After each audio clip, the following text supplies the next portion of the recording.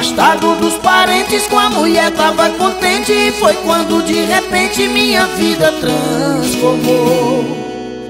Recebi uma herança, um sítio Boa Esperança, onde quando era criança meu querido pai comprou. Tinha uma casa imensa, 20 espaços mais dispensas, 2 varandas suspensas, muita terra ainda sobrou.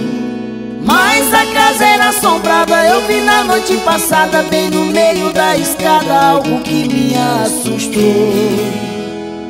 Credo em cruz, Ave Maria, Deus me livre dessa fria. Chamei por nosso Senhor. O que é que eu faço agora? Rezei pra Nossa Senhora, me ajude por favor. Eu abri minha maleta, peguei a minha escopeta, dei um tiro no capeta, mas de nada adiantou.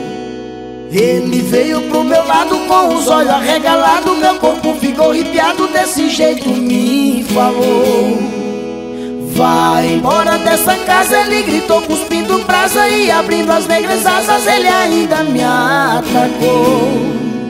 Até hoje estou correndo de medo, estou tremendo, herança não tô querendo, nunca mais ali eu vou. Credo em cruz, Ave Maria, Deus me livre dessa fria. Chamei por nosso Senhor. O que é que eu faço agora? Rezei pra Nossa Senhora, me ajude por favor.